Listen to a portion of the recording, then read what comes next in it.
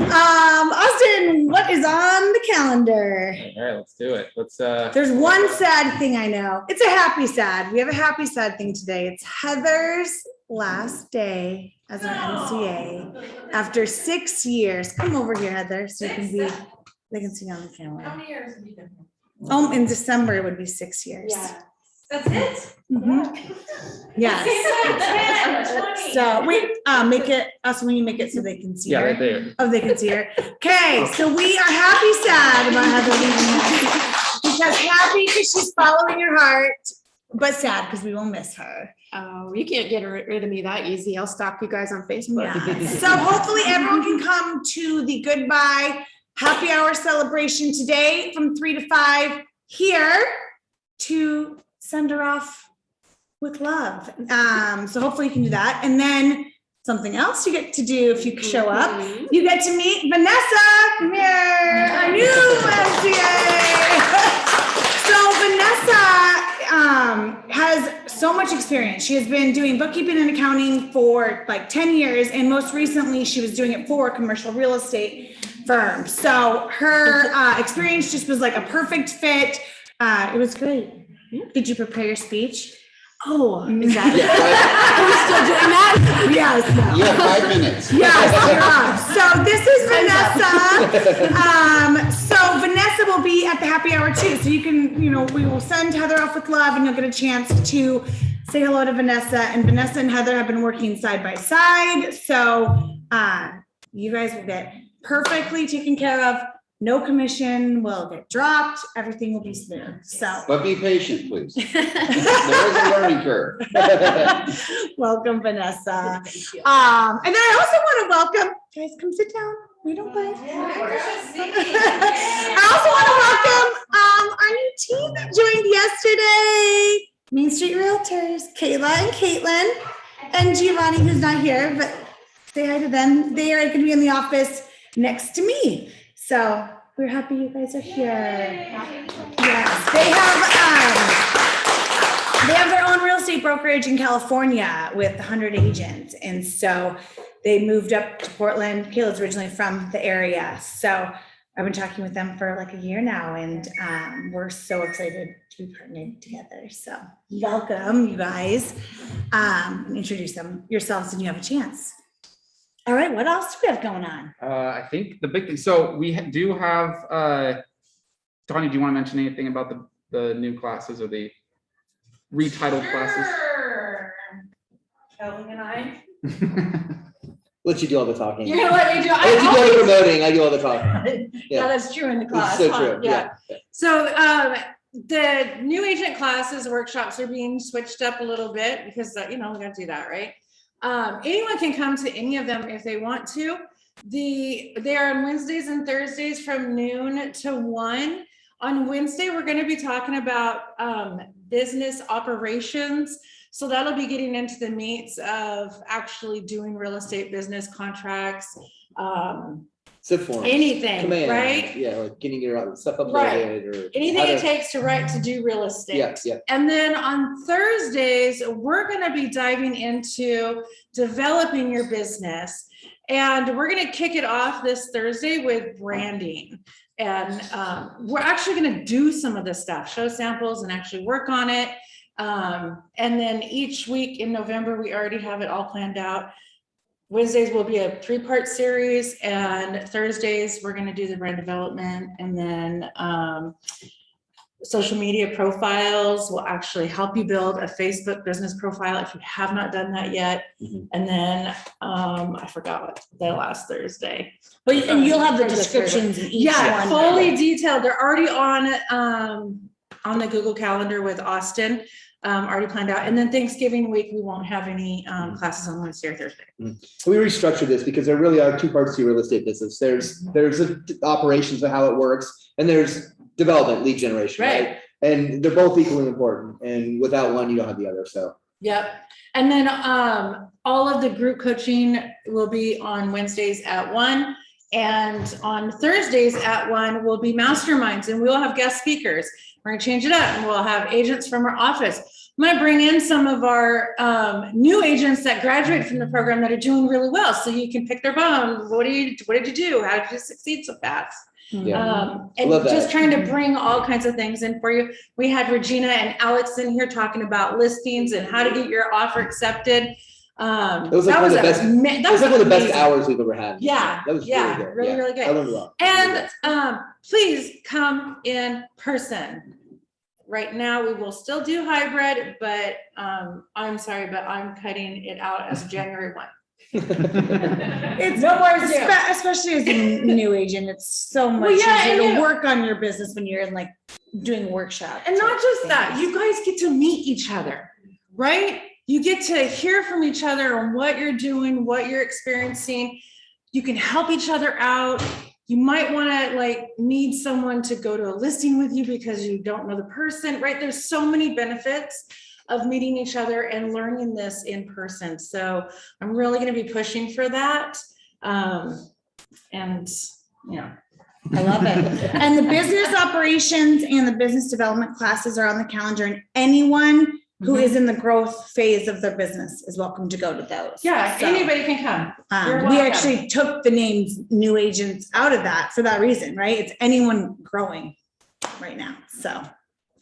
Luxury Mastermind is on Thursday. That's by invite only. But if you are interested in getting into luxury, reach out and I can connect you with Jenny Hill and Linda Heinrichs, who are in charge of our luxury ALC committee this year, and you can get connected and can get involved and join. But it's a great mastermind on how to compete with some of the bigger luxury brokerages, how to identify some of the luxury features within houses, and, you know, be able to talk and walk the walk. Really great discussions going on. So if luxury is your niche or the niche you want to be in, that's a great place to be. Yep.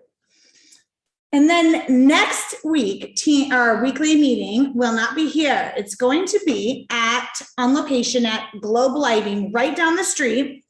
So these are special discounts that Dwight has negotiated, similar to Contract Furnishing Mart.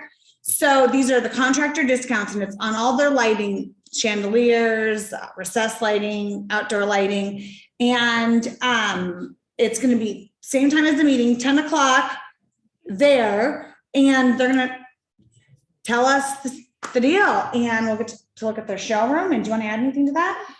Yes, so this is very similar, as Corinne said, to our CFM, where we're getting builder discounts and we can use those for our clients. So if we're selling homes and our clients talk about redoing the lighting inside and out, they talk about redoing carpet, vinyl, then we can direct them to our contractors that we use and provide builder rates. So it's another way to create a lifetime relationship with all of your clients that you list and sell homes for.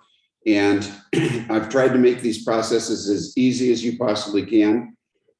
Lighting is a little more complex. They gave me a tour of the latest technology. Lighting is switching to phones, for example. Many of you probably already have that, where you can look on your phone and turn on outside lights and inside lights. And they also talked about some of the latest things that they're working on, which are like 5-function lights. So you can actually have multiple lights come on in a fixture, and they add, different atmosphere accentuation. So anyway, it's a 30-minute tour, and they'll walk us through and show us things, and should be awesome. So I'm hoping that as we close out this year, these between CFM and Globe, there's no reason why we can't be putting things out to our clients who are stuck at COVID. All the remodelers are as busy as they can possibly be for a reason. Our agents are sitting at home thinking they need to change their houses. They finally are looking at, day after day, they're looking at their carpet and their vinyl and their tile and their lighting. So I think the timing is good, and we should be able to use this. So I know I'm trading a few things with Linda, so I know she's going to discuss this at the luxury meeting as well, because these are things that you can use, like I said, to build better relationships with your clients. Right, and just provide that extra value, especially in between the sale and the sale, right? Yeah. All that extra time. So, And this Globe is right behind Dick's Sporting Goods, if you want, off Boone's Ferry, so it's like, whatever that is, 3/4 of a mile from here, so it's an easy. to get really, to. really close. So 10 o'clock next Tuesday, be there. And then, hmm? It's a little hard to find. You go It is, it's a- and yeah. parking lot on the left. So the deal is, I learned why that is, because I always thought, why do they keep this building? Because you can hardly find it. It's very nondescript. But the reason they bought that was to get the name Builders Lighting. Because they had taken the name Builders Lighting and Globe wanted builderslighting.com because they send all their builders into a special website to be able to order online versus the showroom. And that's the only way they could get the name Builders Lighting. And so they've kept the location because it gives, people in this area access, easy access. Their biggest location is in downtown Portland. They have like a 40,000 foot warehouse where they store lighting supplies, and the showroom is twice the size of this one. So What was the place that you guys went to like a couple weeks ago? What was that one called? Contract Furnishing Smart. Okay. And we have a little flyer made that has both on there that you can put like in your listing packages or just share with your clients now. So we will share that and like print some copies out. So that's, it kind of like says the details on both. So Contract Furnishing Smart, just to kind of go over the details. You or your clients just have to say, we get the Keller Williams Portland Premier discounts and say that. For Globe Lighting, you have to work with our certain contact. So there's a little bit different how you actually get the discounts, but it'll have the details on that flyer. Good question. Okay, Veterans Day is also next week on Thursday. And so we're going to do a little Veterans Day coffee celebration, and not just for veterans. Everyone, I hope, will stop by. So we'll do it just right out here in our little coffee bar. Hopefully, maybe Sydney can work the coffee machine, our fancy espresso machine that we haven't used in a while. So come by, we'll do some like fancy espressos and lattes and all that, and honor our veterans, and just take a minute out of our busy day to just appreciate Veterans Day and appreciate our veterans. So we have a little something for our agents and associates who are veterans. So make sure if you are a veteran, be sure to stop by. But if you are not a veteran, be sure to also stop by just to thank our veterans. That's it for that. And that's it for that. All right, now let's talk about some business stuff. Mortgage rates, right? You have a slide for that? I do, actually, I do. Wait, let me switch it back up. And it's with you, Betsy, Mhm. turn it up. Okay, perfect.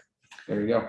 All right, Dwight, you want to share about this slide? Well, I saw this slide the other day, and it's super simple to understand. You can see what's happening with interest rates.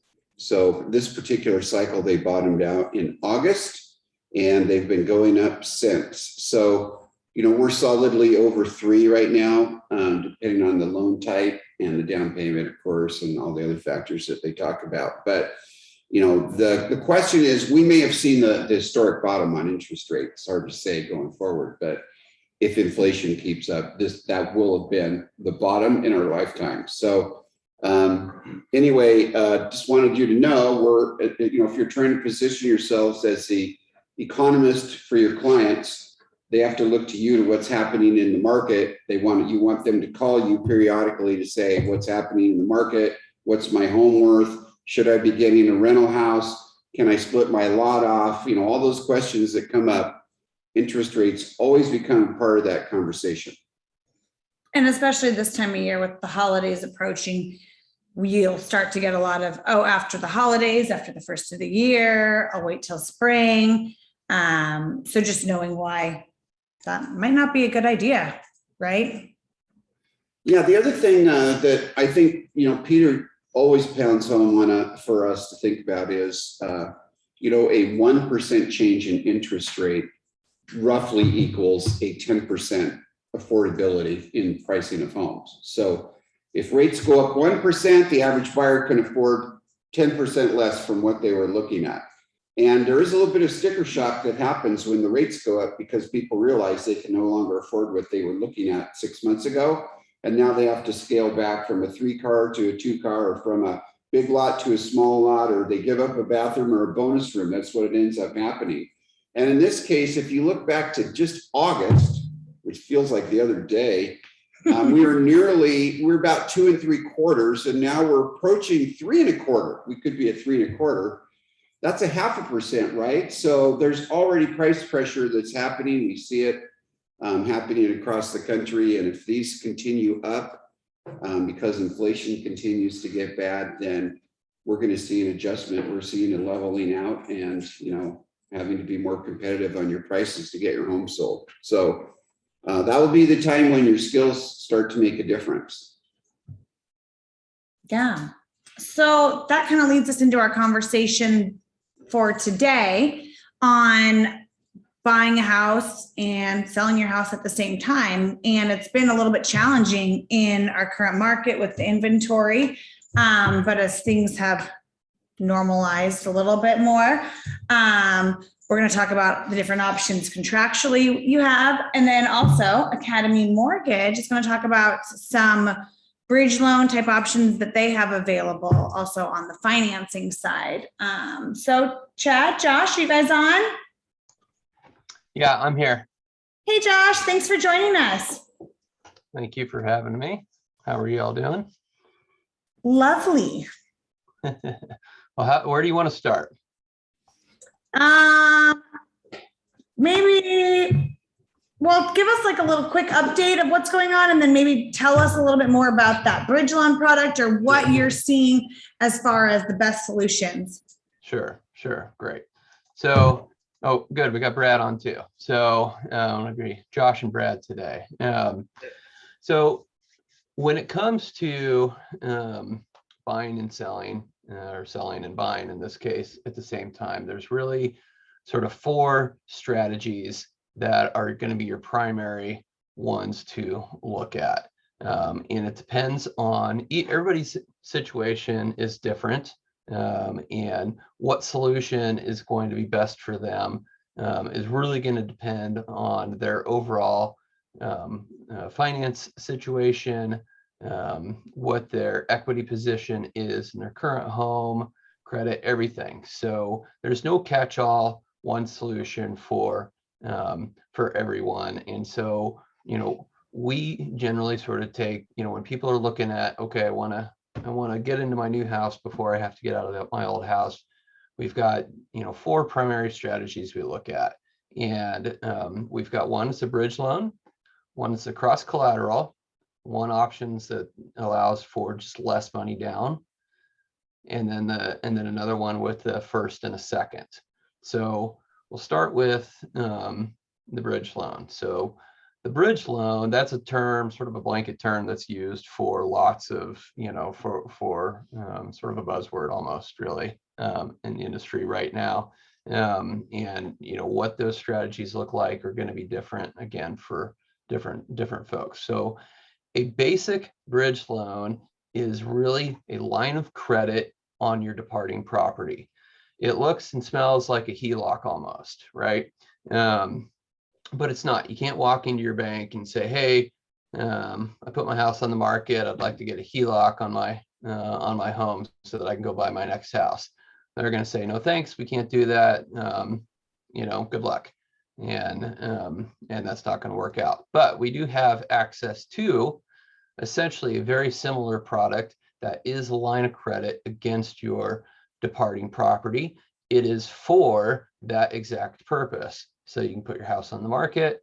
You can get a bridge loan, which in the form of a line of credit that you can use towards your down payment and closing costs for the new home. There's a lot that goes into, sort of what the specific requirements are, so on and so forth for it. I won't go too in depth in it, but the basics is on this product, you can lend up to 80% of your departing home's property value in the form of a line of credit. You got to back out your existing mortgage out of that if you have one.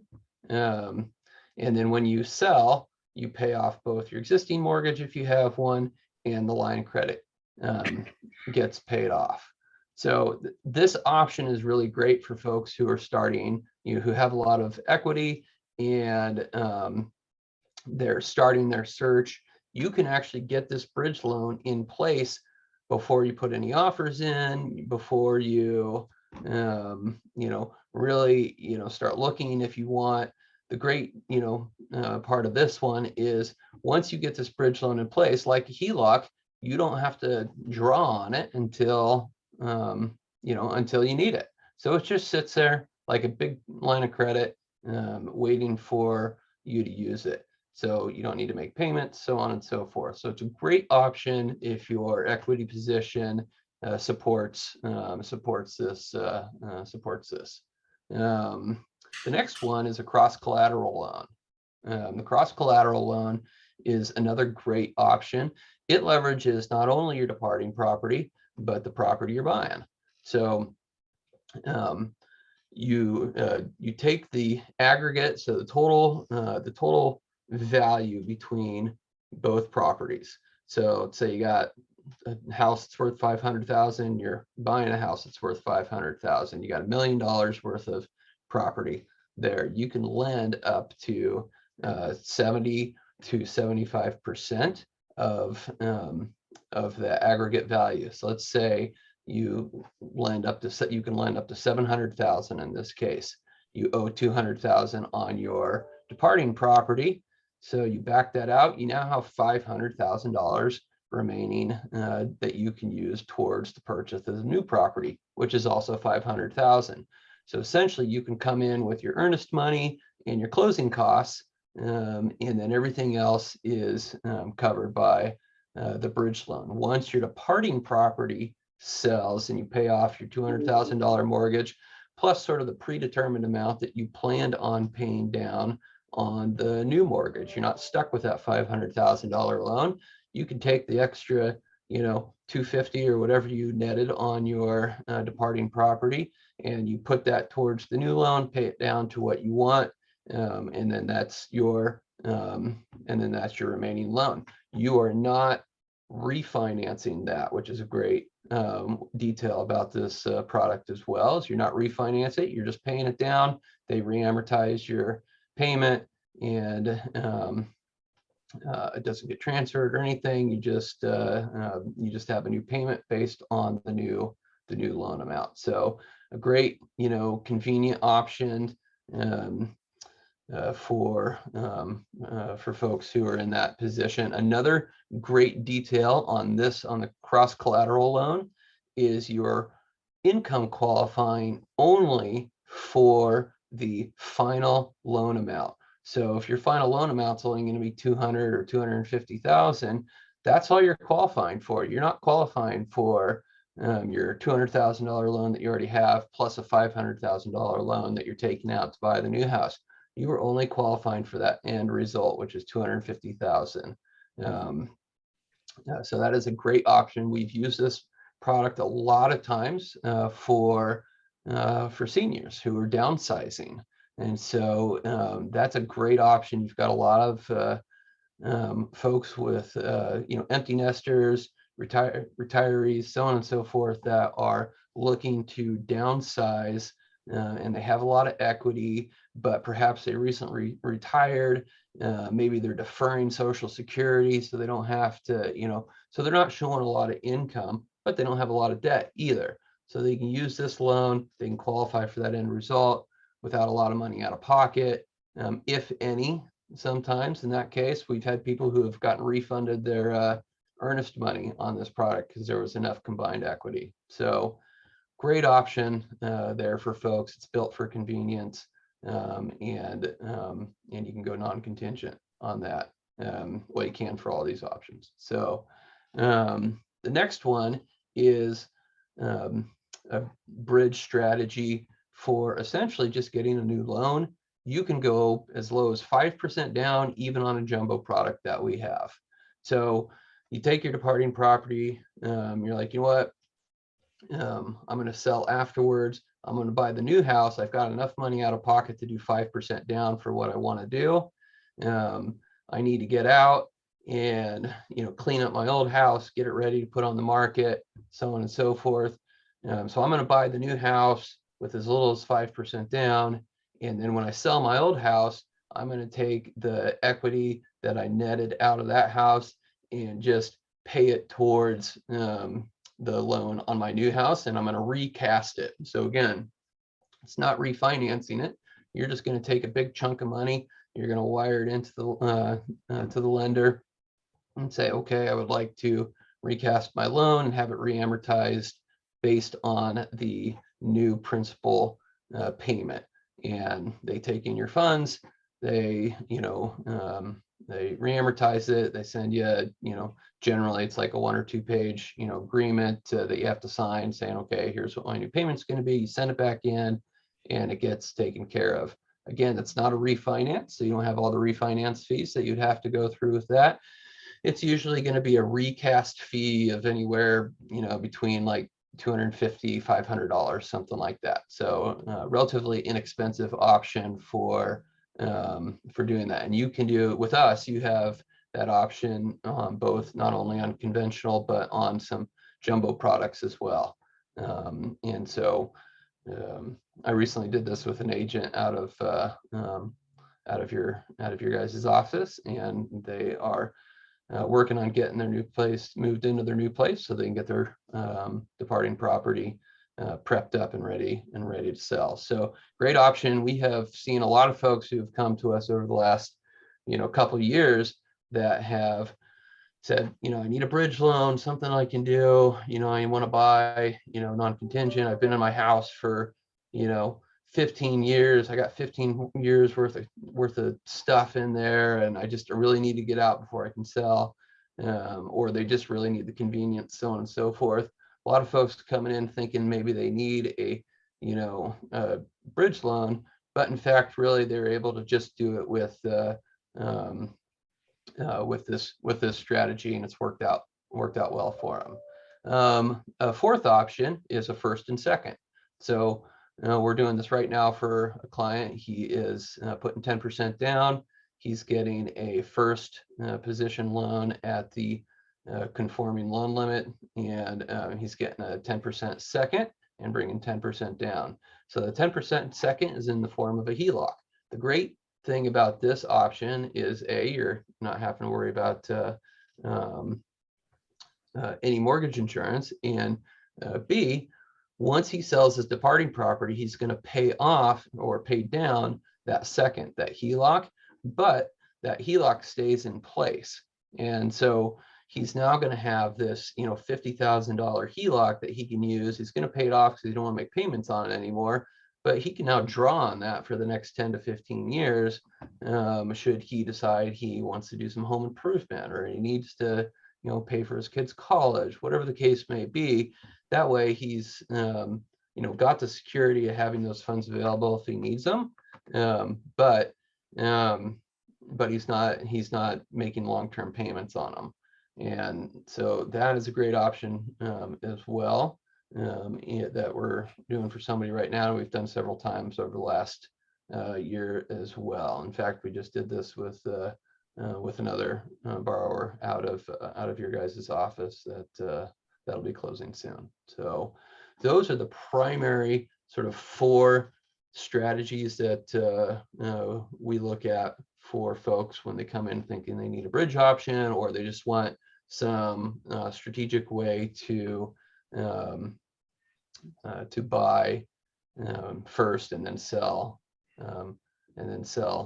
later. Now, Brad, any additional points that I may have missed?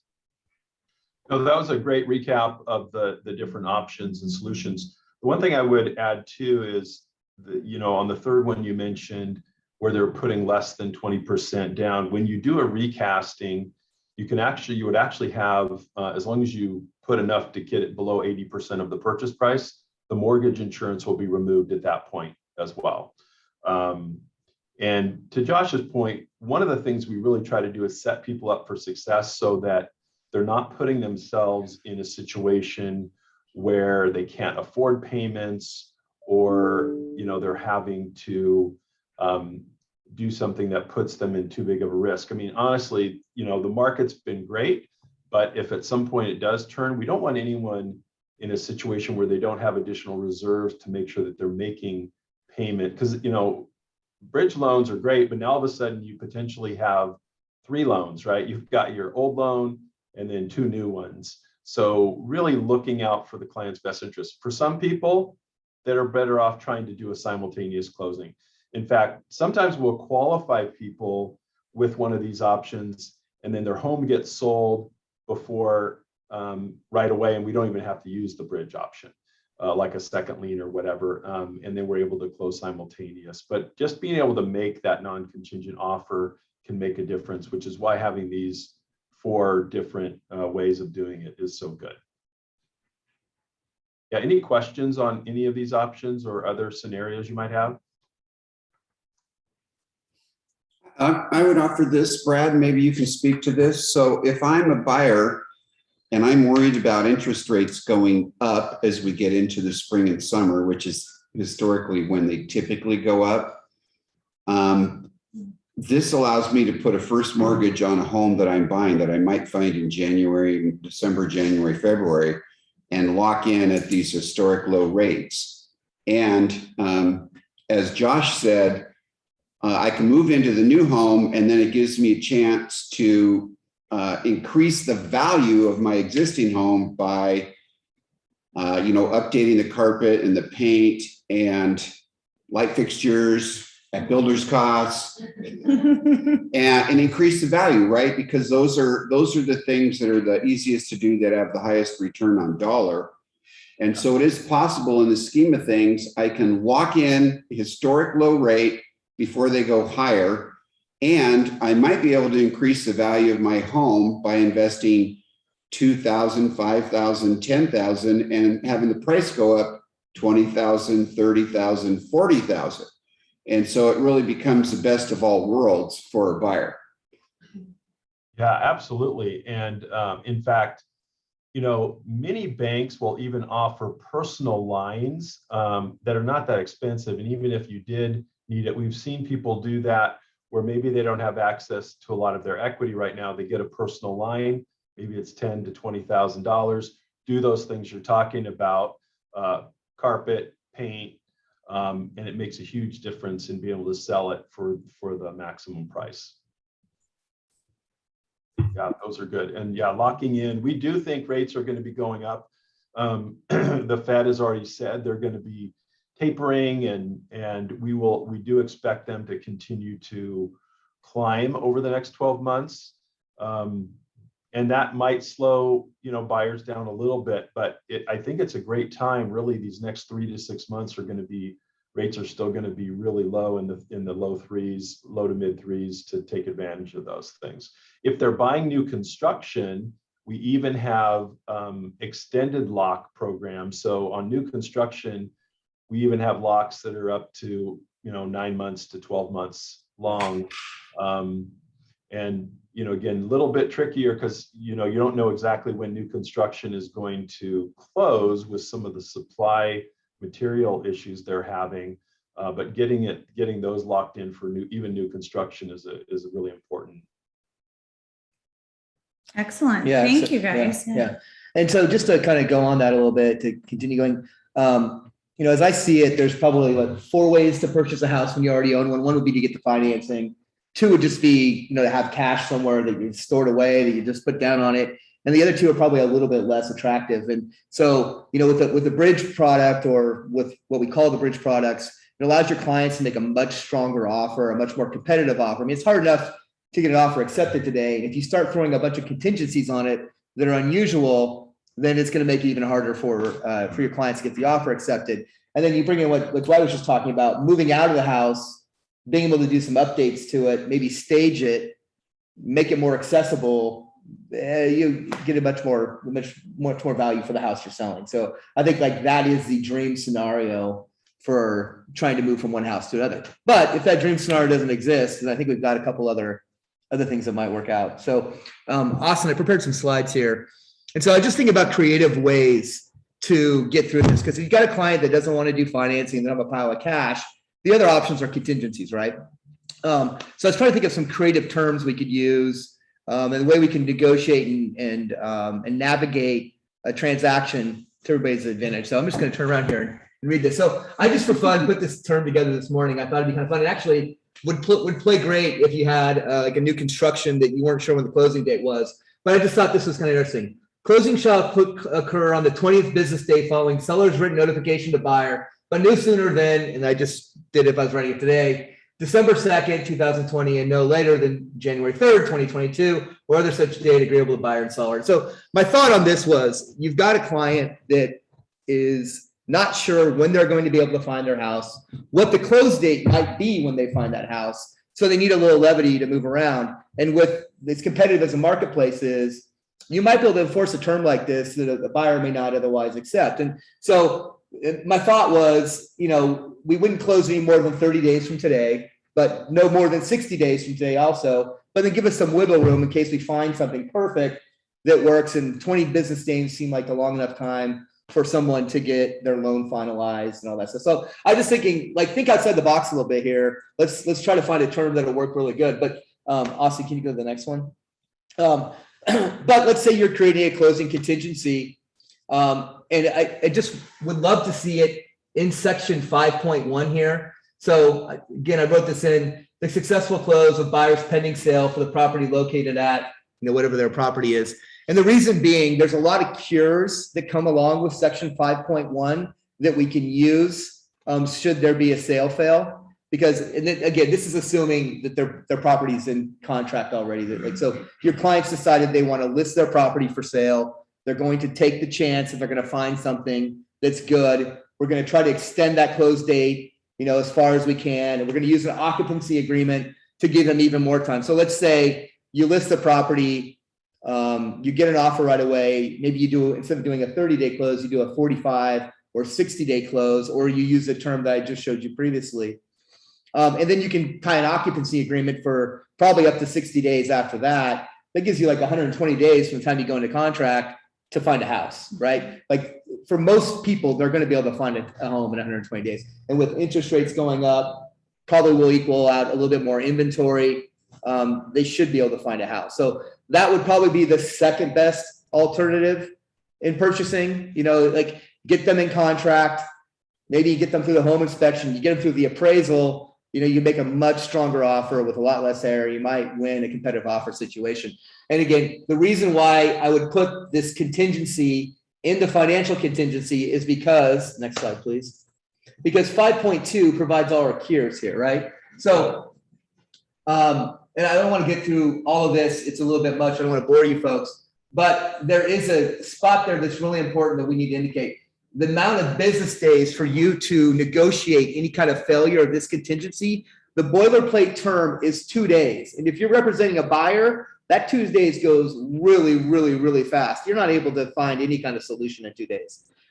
So I would suggest trying to stretch that out a little bit. Maybe go 5 days, 7, maybe 7.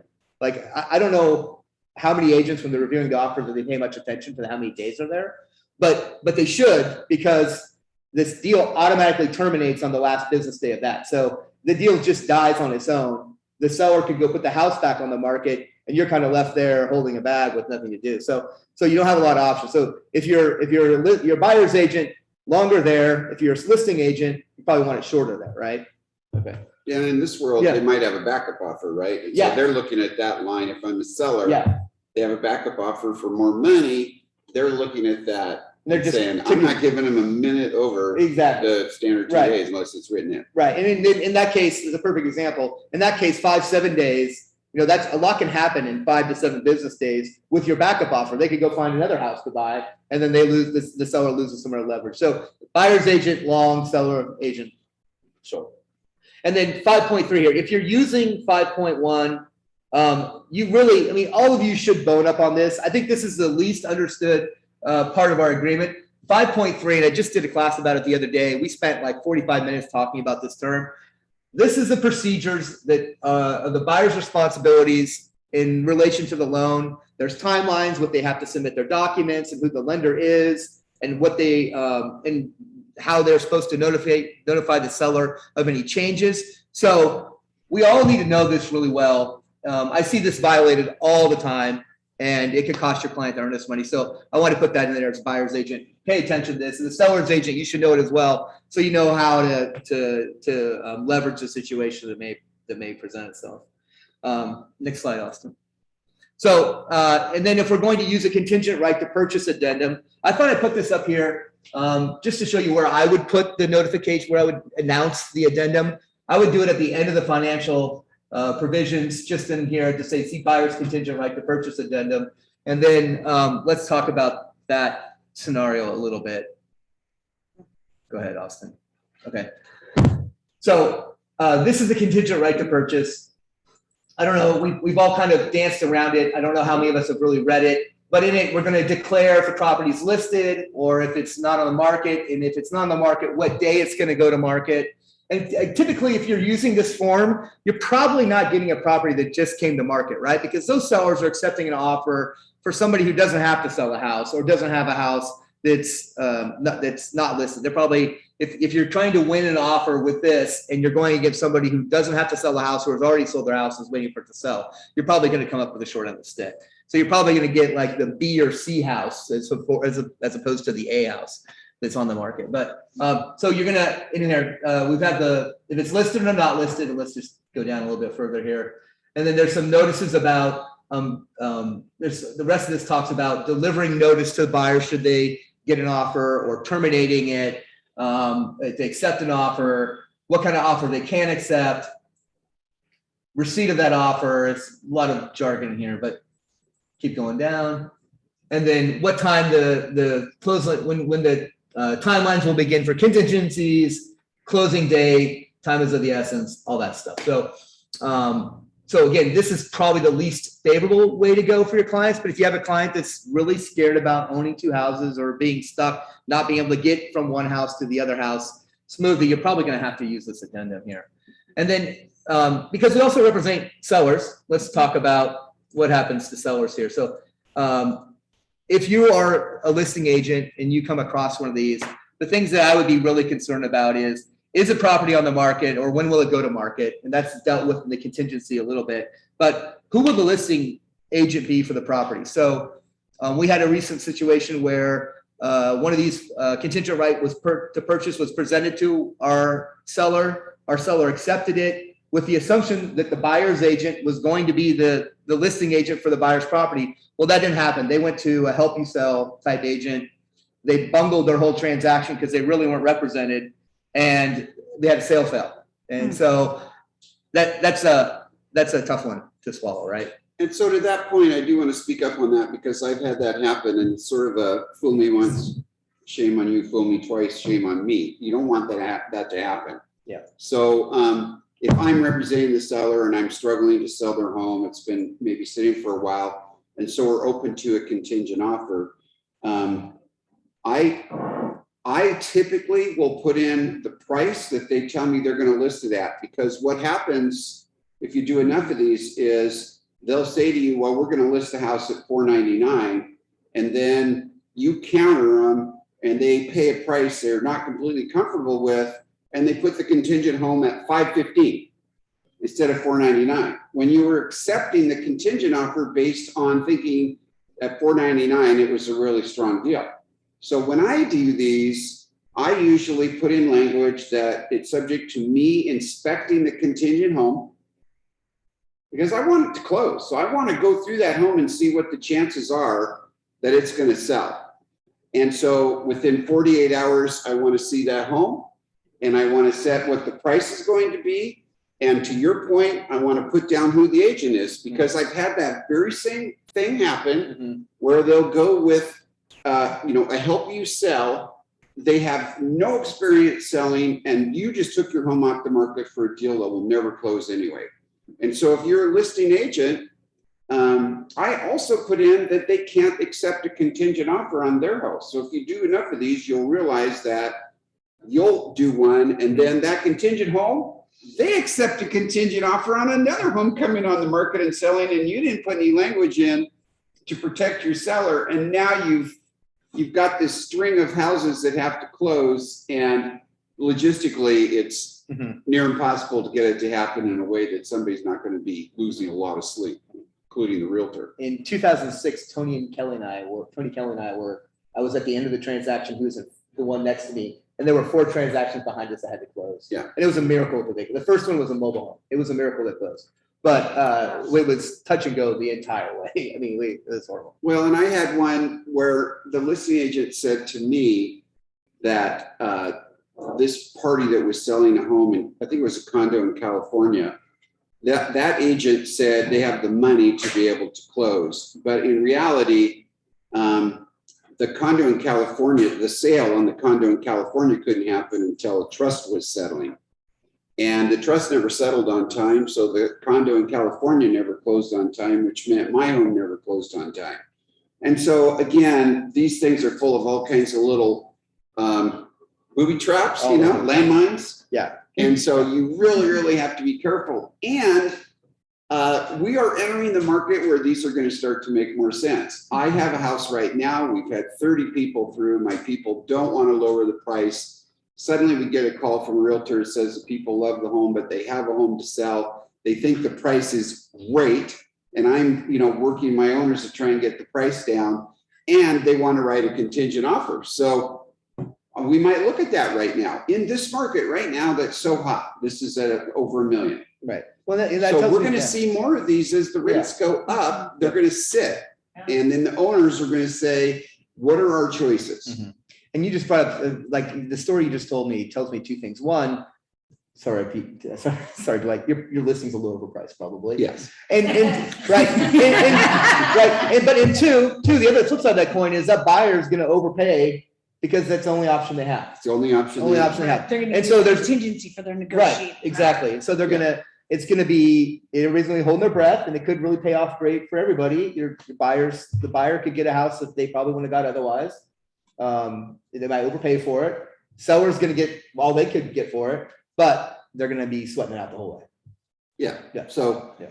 the point is, the reason we're talking Yes. about this is there are options to be able to move forward in this For sure. market. Yeah. And your clients, you might lose your clients if we have one of those moments where the rates spike up. So we had a big inflation number in October. If we had another big inflation number in November and then another one in December, we will be at 4% in no time while your people were enjoying the holidays. Mhm. And then they come back in the market and the rates have gone up 1% or more, and they can't look at a 4-bedroom house now that they had to have because they just had their next baby. They can't afford them anymore, or they can't afford them in the neighborhood they wanted to be or the schools that they wanted to be in. So suddenly that buyer gets a serious wake-up call. And this is why these bridge loans at this moment of the market start to be more important, that you know how to do them, you know what the risks are, and contingent offers. Absolutely. Absolutely. And I think that the smartest way to move if you need to finance the next house is to use one of these bridge options. But then I think the contingent right not the contingent right to purchase, but the contingent upon the closing of the house that's already for sale is the second best one. I think you guys really need to think about how much time the seller, your seller, and then your buyer really is going to have to sell their house, find another one, and then move into it. I mean, you could, like I said, 120 days is a long time for most people to find a house. Unless it's like some obscure rural property or something, or they're looking for something specific on the lake. I mean, it has to be really, really specific that you can't find that house in 120 days. So that's the second best option. And one way to have those conversations is to pull like a recent Altos report Mhm. that shows days on market increasing, inventory increasing, right? That can make them feel more comfortable Absolutely. of like, look at the trend. So if it continues on that trajectory, you're going to be more comfortable in 120 days and have more options within that time frame. So Yeah. And I think coming to this might be a conversation or having a listening appointment, and understanding these options and how to navigate them is probably going to be the difference between you getting the listing and getting the buyer. I mean, that's 2 transactions right there. Plus whatever you get off those transactions. I mean, it's a great opportunity. So I think understanding how this works will help you win more listings for sure.